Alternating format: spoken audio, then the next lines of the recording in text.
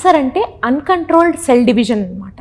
So మనకి మామూలుగా cell division అనేది నార్మల్ ప్రాసెస్, పెరిగే పిల్లల్లోనూ జరుగుతూ ఉంటుంది. కానీ అది ఎప్పుడైతే అన్కంట్రోల్డ్గా జరుగుతుందో, ఒక అదుపు లేకుండా విచ్చలవిడిగా సెల్ గ్రోత్, సెల్ డివిజన్ అనేది జరుగుతుందో దాన్నే క్యాన్సర్ అని అంటాము.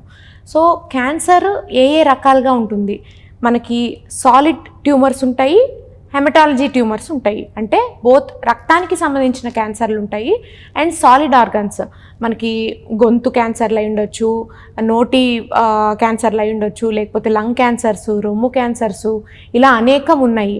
మన డైజెస్టివ్ సిస్టంలో ఈసోఫేగియల్ క్యాన్సర్స్ ఉంటాయి, గ్యాస్ట్రిక్ క్యాన్సర్స్ ఉంటాయి, పేగు క్యాన్సర్స్ ఉంటాయి, తర్వాత మలమూత్ర విసర్జనకు సంబంధించి రెక్టల్ క్యాన్సర్స్, యానల్ క్యాన్సర్స్ ఉంటాయి, తర్వాత యూరినరీ బ్లాడర్ క్యాన్సర్స్ ఉంటాయి.